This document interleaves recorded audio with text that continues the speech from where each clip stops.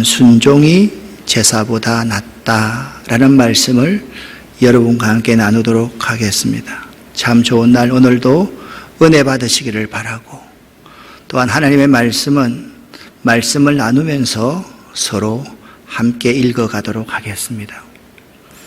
사무엘서의 저자가 우리에게 강조하는 것이 있습니다. 이스라엘의 진정한 왕은 여호와 하나님이시다 입니다. 그런데 이스라엘 백성들은 우리에게 왕을 주어서 다스리게 해달라고 요청했습니다. 그 시대의 왕은요, 이방 민족들이 왕이 국민들을 다스리고 나라를 다스리는 시대였습니다. 이것은 7절 하반절에 보면 이렇게 정확하게 기록하고 있습니다. 그들이 나를 버려 자기들의 왕이 되지 못하게 하려고 왕을 구했다라고 말씀하고 있습니다. 하나님을 왕으로 섬겨라, 하나님만이 왕이시다 라고 저자는 기록하고 있는데, 그들은 하나님 아닌 인간의 왕을 세우겠다라는 것이죠. 그럼에도 불구하고 하나님은 이스라엘의 요구대로 왕을 허락하십니다. 그렇다고 한다면 왕이 된 사울은 어떻게 해야만 되겠습니까? 하나님의 전적인 위임을 받아서 하나님의 백성들을 잘 다스려야만 했을 것입니다. 사울 왕의 스토리는 이 전제에서 시작해야만 합니다. 하나님만이 왕이시다. 하나님의 위임을 받은 왕들은 하나님의 방법으로 온 나라를 다스려야 한다라는 점입니다. 사울 왕에게 가장 중요한 것이 있다라면 무엇일까요? 하나님의 말씀대로 이스라엘을 다스리는 것이 가장 중요한 것이었을 겁니다. 그래서 하나님만이 진정한 왕되심을 나타내야만 했습니다. 무슨 성경의 해석이라도 이런 전제가 따라야만 됩니다. 그러니까 사무엘서를 읽으면서 왕은 사울과 다윗, 솔로몬이 왕이 아니라 하나님만이 진정한 왕이시다라는 점을 우리에게 분명하게 밝혀주고 있는 것입니다. 그런데 사무엘이요, 사울을 찾아가서 이렇게 말을 합니다. 하나님은 사울 왕을 통하여서 아말렉을 완전히 진멸시키기를 원하십니다. 그 이유가 뭐냐 하면 2절에 나옵니다. 곧 이스라엘 백성들이 출애굽할 때 이 아말렉 족속이 하나님의 백성을 대적했던 겁니다. 하나님은 너희를 내가 진멸시키겠다라고 약속하셨습니다. 그래서 사울 왕들어 지금 가서 아말렉을 쳐서 그들의 모든 소유를 남기지 말고 진멸하되 죽이라 라고 하나님께서 명령하신 것입니다. 사울이요, 하나님 말씀대로 아말렉 사람을 치고 아말렉 왕 아각을 사로잡고 또한 모든 전리품들을 다 취했습니다. 그런데 마음속에서 욕심이 일어나는 거예요. 모든 좋은 것들은 남기고 하찮은 것들만 진멸했습니다. 이 일로 하나님은 사울을 왕 세우신 것을 후회하셨습니다. 사무엘이 사울 왕을 찾아갑니다. 그리고 사울 왕이 행한 일을 지적하며 책망하기 시작합니다. 그때 사울은요, 아말렉의 모든 것을 진멸하지 않는 것은, 할 수가 없었던 것은 하나님께 제사할 때 좋은 것을 드리기 위해서라고 변명을 합니다. 하지만 사무엘은 왕은 여호와께서 악하게 여기시는 일을 행했다라고 말을 하고, 그리고 유명한 말, 순종이 제사보다 낫습니다. 하나님 말씀을 듣는 것이 순양의 기름보다 낫습니다 라는 사무엘상 15장 22절의 말씀을 하셨습니다. 하나님께서 사울 왕에 대하여 하신 말씀은 무엇이었습니까? 우리가요, 이 하나님의 말씀인 이 성경을 해석할 때 주의해야 할 것이 있습니다. 사울과 사무엘의 대화가 되어서는 안 됩니다. 하나님께서 하신 말씀에 주의하면서 이 성경을 읽고 해석할 수 있어야만 됩니다. 왜냐하면 사무엘과 사울 둘 다 부족한 존재, 연약한 존재, 재만한 존재임을 잘 알기 때문입니다. 그러니까 이 성경을 해석할 때 하나님이 어떤 말씀을 하셨는지 하나님께서 쉬운 성경에 의하면 10절과 11절에 이렇게 말씀했습니다. 사울이 이제는 나의 말을 따르지 않는다. 사울을 왕 세운 것을 후회가 된다. 사울은 내 명령에 순종하지 않았다. 사무엘 선지자가요, 이 하나님의 말씀을 듣고 매우 당황했습니다. 큰일 났구나. 사울 왕이 큰일 났구나라는 생각 때문에 하나님께서 사울 왕 치시기라는 마음을 돌리기 위해서 큰 소리로 사무엘이 하나님 앞에 부르짖었다라고 말씀하고 있습니다. 11절의 말씀을요, 공동번역 성경으로 보면 이렇게 기록되어 있습니다. 나는 사울을 왕으로 삼은 것을 후회한다. 그가 나에게 등을 돌렸고 그는 내가 시키는 대로 하지 않았다. 그렇게 말씀하고 있습니다. 여러분 오해하지 말고 들으시기를 바랍니다. 그냥 교회 와서 세례받을 때 감격스럽습니다. 그리고 2년 정도가 지나서 집사가 되면 내가 집사가 될 자격이 없다라고 하면서 참 겸손합니다. 그리고 안수 집사도 되고 권사도 됩니다. 이때까지도 자기의 본분을 잘 지킵니다. 그러나 장로님이 딱 되고 나면 일부의 사람들은 그가 나에게 등을 돌렸고 사람이 변합니다. 많이 변합니다. 제가 그런 분들을 참 많이 보았습니다. 내가 시키는 대로 하지 않았다. 제가 목사님에게 안수 받았습니까? 하나님이 나를 세웠지요 라고 말을 하면서 항상 자기를 드러내려고 하는 그러한 사람이 많이 있음을 보았습니다. 보십시오. 그가 나에게 등을 돌렸고 그는 내가 시키는 대로 하지 않았다. 하나님은 이미 사울의 마음이 어떠한 상태에 있는지를 정확하게 알고 계신 것입니다. 이 말씀만으로도 지금부터 사울 왕이 어떠한 말을 한다 할지라도 그의 말을 신뢰할 수 없음을 알 수가 있습니다. 누군가의 마음을 정확하게 읽는 것은 놀라운 능력, 직관의 은사입니다. 상대방의 마음을 알면 그에게 감동을 줄 수가 있습니다. 반대로 내 마음을 몰라주면 그것만큼 서운한 것도 없습니다. 우리가 사람의 마음에 감동을 주는 것은 매우 중요합니다. 사람에게 감동을 줄 수 있어야만 됩니다. 그런데 하나님의 마음을 제대로 아는 것은 더더욱이 중요합니다. 사울은 하나님의 마음을 정확하게 읽지 못했습니다. 하나님의 마음을 잘 알았다고 한다면 내가 사울을 왕 세운 것을 후회한다라고 하나님께서 말씀하지 않았을 것입니다. 그가 내 시키는 대로 하지 않았다. 그가 내게 등을 돌렸다는 이런 말씀을 사무엘을 통해서 듣지 않았을 것입니다. 그러면 하나님의 이 말씀에 대한 사울의 말과 행동은 어떠했습니까? 12절 말씀입니다. 이튿날 아침에 일찍 사무엘이 사울 왕을 만나러 올라갔습니다. 그런데 사람들이 사무엘에게 이구동성으로 이렇게 말을 하는 거예요. 사울은 갈멜로 가서 자기 이름을 기리기 위해서 기념비를 세웠습니다. 지금 길갈로 내려갔습니다 라고 말을 하는 겁니다. 하나님이 시켰습니다.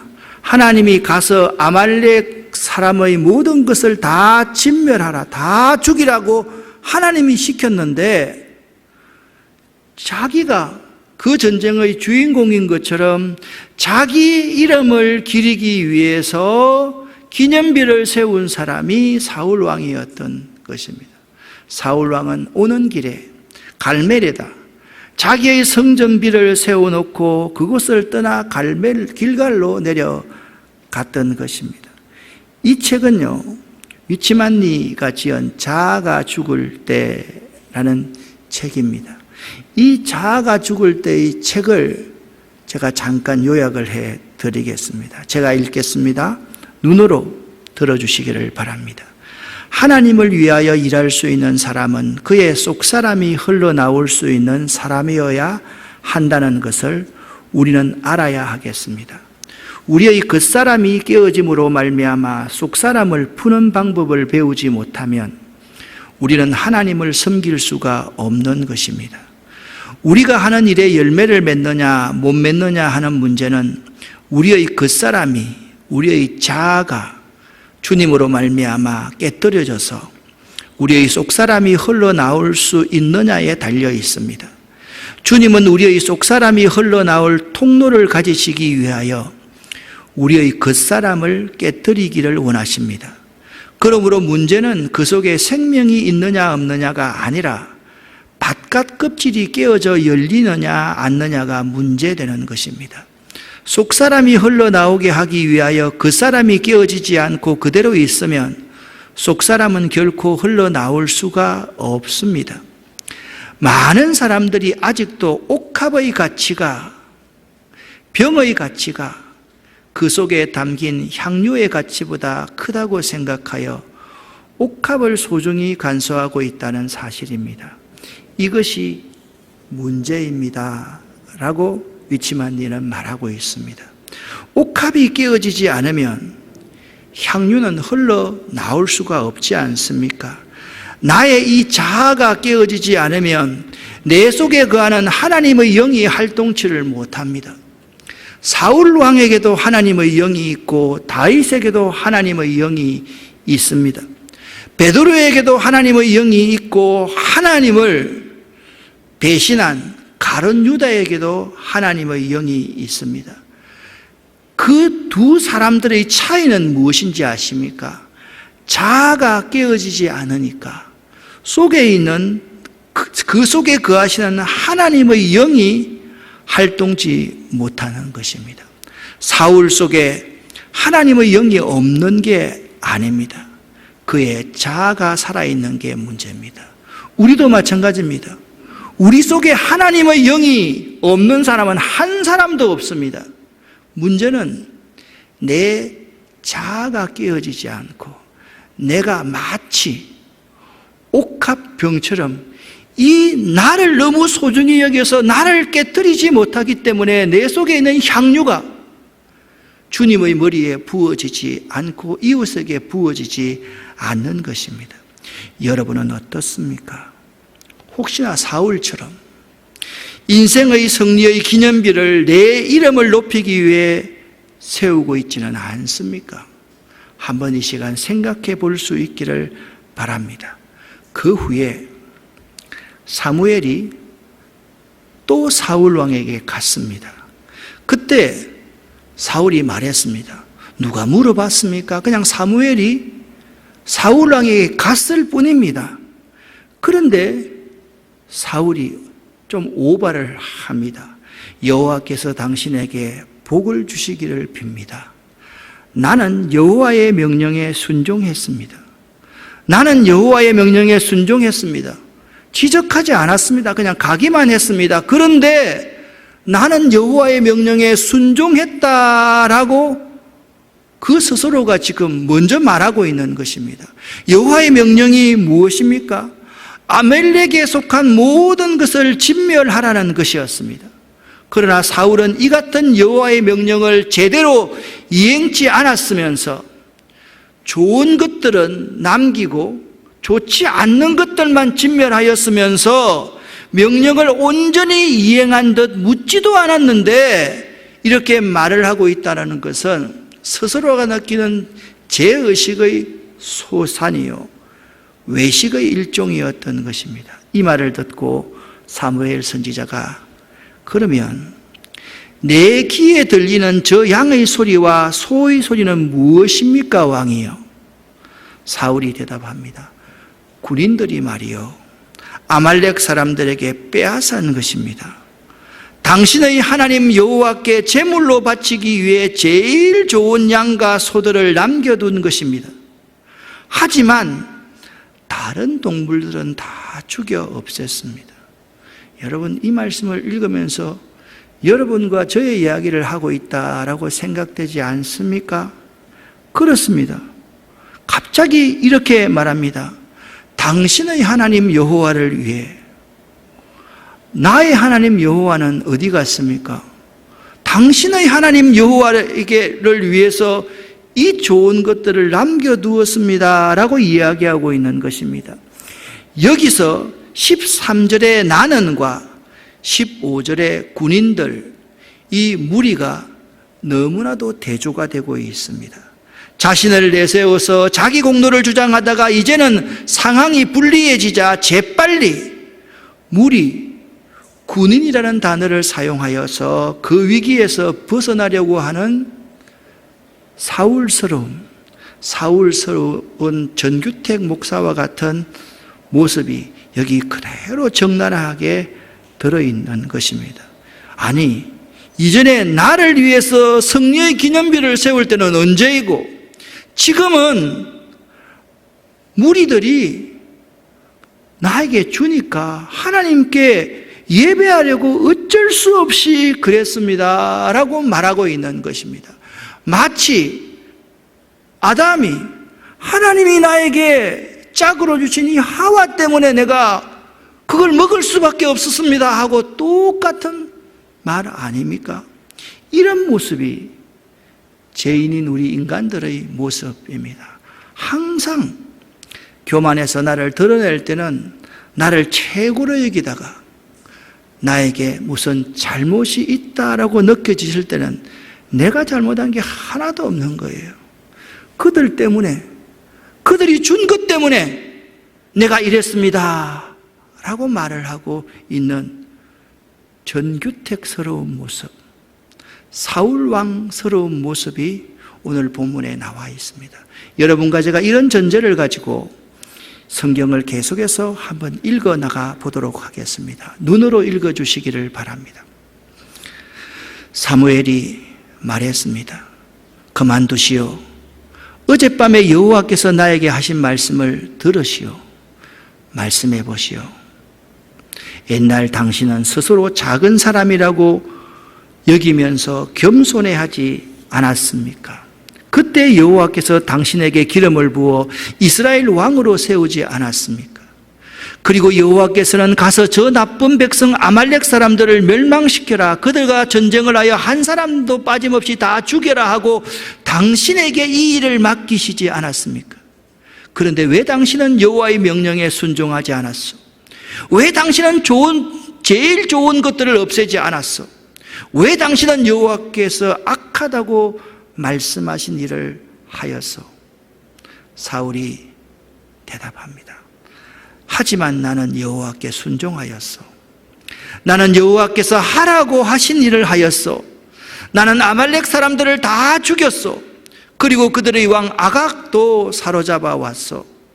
군인들이 당신의 하나님 여호와께서 길갈에서 제물을 바치기 위해 제일 좋은 양과 소들을 남겨놓았을 뿐이요. 이때 사무엘이 이렇게 말했습니다. 왕이여, 하나님을 기쁘시게 할 일이 무엇이라고 생각하십니까? 하나님께서 태워드리는 제물인 번제물을 기쁘시게 여기시겠습니까? 제사를 기쁘시게 여기시겠습니까?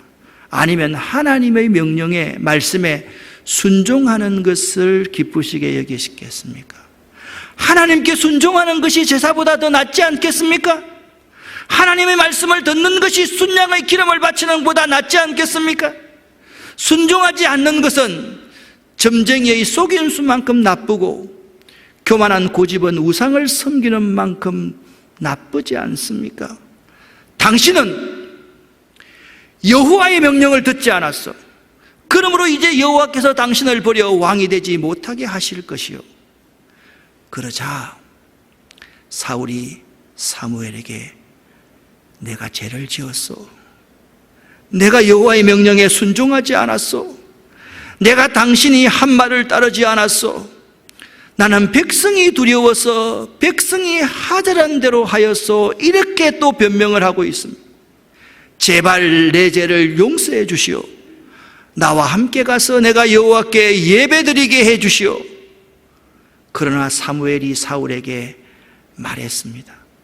나는 당신과 함께 가지 않겠소. 당신은 여호와의 명령을 듣지 않았소. 그러므로 이제 여호와께서 당신을 이스라엘의 왕이 되지 못하게 하였소. 여러분, 정상적인 목회자와 교인이라고 전제해 보십시다. 나는 당신과 함께 하지 않겠소. 나는 당신 얼굴 보지 않겠소. 이런 말을 듣는 것보다 더 저주스러운 일이 어디 있겠습니까? 지금 사울 왕에게 사무엘이 나는 당신과 함께 가지 않겠다라는 말은 하나님의 신이 당신을 떠나실 것이요 라고 말씀하고 있는 것과 마찬가지입니다. 이 그림은요, 이 사건 이후에 사울 왕에 대한 그림입니다. 왼쪽은 렘브란트가 그린 사울 왕과 수금 타는 다윗입니다. 사울 왕의 모습을 여러분 자세히 한번 보시면 매우 얼굴이 어둡습니다. 그를 지배하고 있는 것이 악한 영임이 잘 보여지고 있습니다. 오른쪽에 있는 그림은 사울 왕이 정신이 나가서 엔돌에 있는 신접한 여인에게 찾아와서 사무엘을 좀 불러달라라고 하는, 그러니까 사울 왕의 불순종의 결과가 악령이 그를 다스리게 만들었던 것입니다. 여러분, 우리가 신앙생활하면서 참 명심해야 될 것이 오늘 이 스토리 안에 교훈으로 우리에게 주고 있습니다. 하나님의 명령에 불순종하면 그 틈을 타서 악령이 우리를 지배할 수 있다는 사실을 우리는 꼭 기억하고 있어야만 됩니다. 그렇다면 사울 왕의 구체적인 잘못은 무엇일까요? 23절을 공동번역으로 제가 읽어보겠습니다.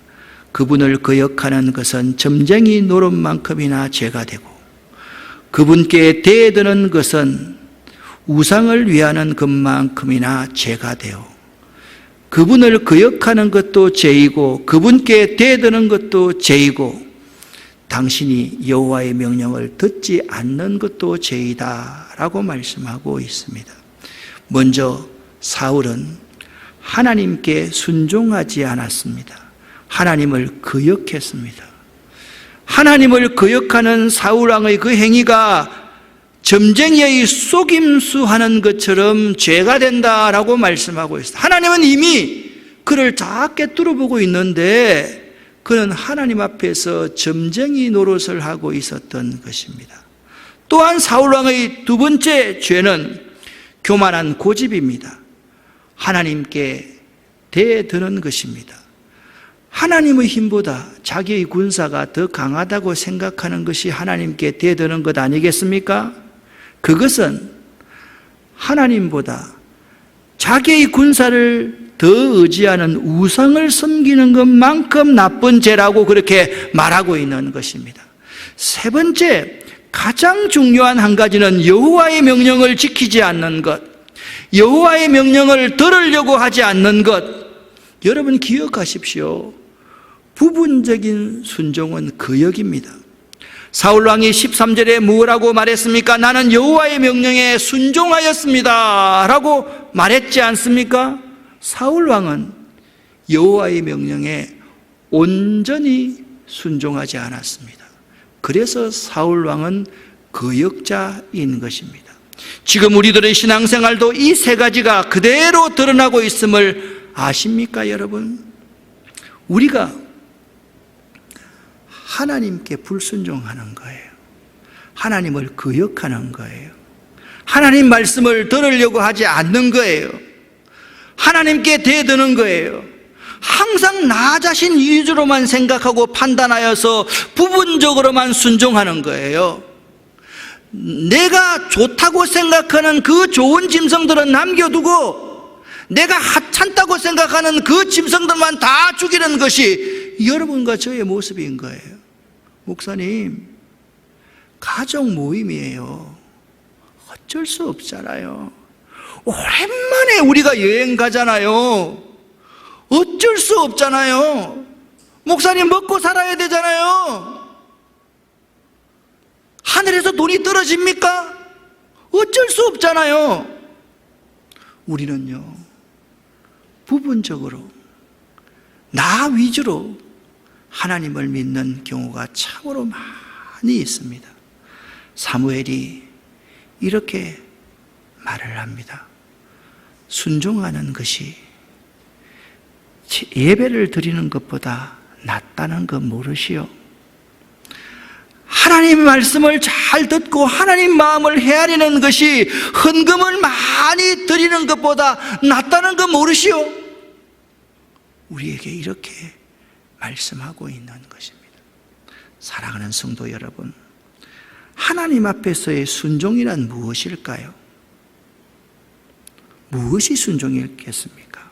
순종은요, 입이나 귀로 하는 것이 아닌 행동을 요구하고 삶을 요구합니다.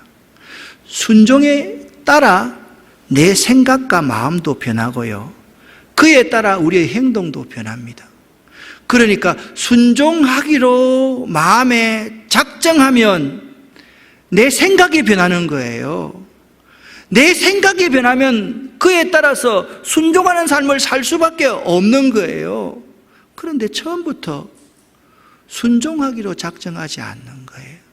순종하기로 마음을 정하지 않는 거예요. 그러니까 내 생각이 안 변하죠. 내가 안 변하죠.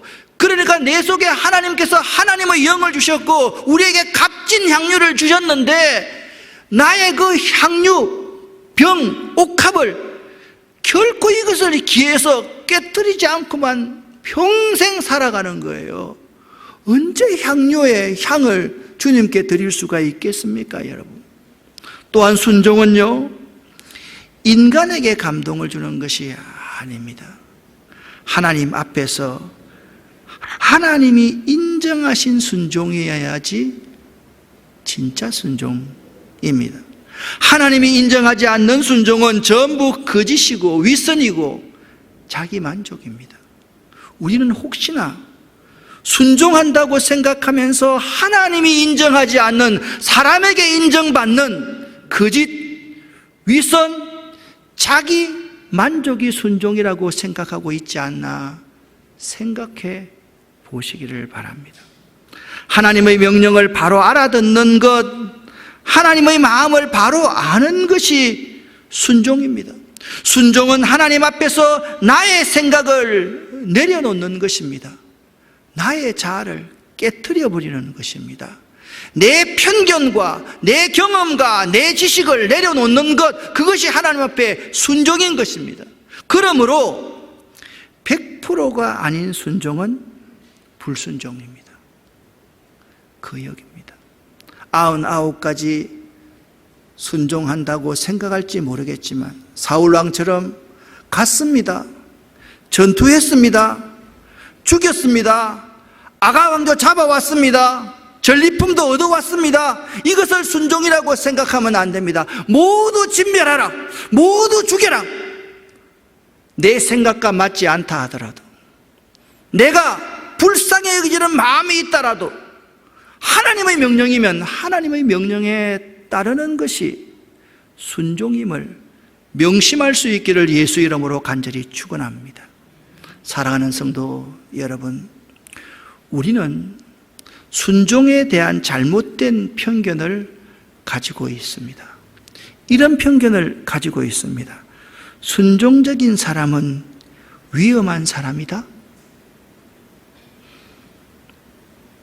저는 이런 말 하는 사람 많이 들었습니다. 저 사람은 목사님에게 여당이다. 아니, 교회가 지지고 뽑고 싸우는 여당과 야당입니까? 아니지 않습니까? 여러분 명심하십시오. 하나님이 쓰시는 사람은 순종하는 사람입니다. 하나님은 철저하게 하나님 앞에 순종하는 사람을 사용하신다라는 것입니다. 사울 왕이 하나님의 쓰임을 받았습니다. 잠시 쓰임을 받는 것 같지만 내가 사울 왕 세운 것을 후회한다. 네 왕위가 를 내가 패할 것이라고 하나님께서 말씀하시는 것과 마찬가지인 것입니다. 우리가 생각하는 순종과 하나님이 바라시는 순종은 분명 차이가 있습니다. 우리는요, 이 아까운 것, 이 좋은 것, 하나님께 예배드리고 제물로 드리면 얼마나 좋을까라고 생각할 수 있지만 하나님은 하나님의 백성을 대적한 그 아말렉을 진멸하라, 모두 죽여라 말씀하셨습니다. 우리의 생각하는 순종과 하나님이 바라시는 순종이 분명히 차이가 있다라는 것입니다. 현대교회는요, 커다란 비극 한 가지가 있습니다. 믿음으로 부름받은 성도들은 많은데 순종으로 부름받은 사람이 적다는 것입니다. 좀 바꿔야 될 것 같습니다. 믿음으로 부름받은 사람은 전부인데 순종으로 부름받은 사람은 전무하다라고 말하는 것이 더 나을지 모르겠습니다. 사랑하는 여러분, 순종하십시오. 순종하는 것이 위험하지 않습니다. 누구에게요? 사람에게 순종하지 말고 사무엘과 사울 왕의 대화를 보지 마시고 하나님께서 사울에게 어떤 말씀을 하셨는지를 집중하십시오. 하나님은 어떤 말씀을 하셨습니까? 하나님의 백성을 그 길에서 대적한 아말렉을 진멸하라. 이것이 하나님의 명령이었습니다. 하나님의 그 명령에 따르는 것, 그것이 순종입니다. 사랑하는 성도 여러분, 잘 믿는 신앙인의 순종에는 세 가지의 요소가 있습니다. 한번 따라해 봅시다. 즉시, 기쁘게, 온전하게. 다시 한번 즉시, 기쁘게, 온전하게. 이것은요, 예수님께서 제자들을 부르실 때 제자들이 예수님에 대해서 반응했던 원리입니다. 순종은요, 바로 그 시간, 그 자리에서 지체함이 없이 바로 행하여야, 그것이 순종입니다. 순종은요, 자원하는 마음으로 감사와 감격 속에서 행하여 순종입니다. 예수님 같은 분이 나를 불러주시다니, 저분이 나를 사람 낚는 업으로 삼겠다고 하니 모든 것을 다 내버려두고 기쁘고 즐거운 마음으로 그분을 위해 헌신할 수 있었던 것이 순종이었습니다. 그리고 온전한 순종만이 참된 순종입니다.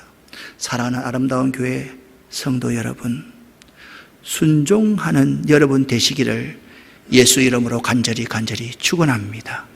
예배를 드린다 해도 순종하는 마음이 없으면, 제물을 드린다 해도 화려한 행사의 예배, 기념하는 예배를 드린다 해도 그 속에 하나님의 말씀에 순종함이 없으면 하나님께서 그것을 기뻐하지 아니하신다.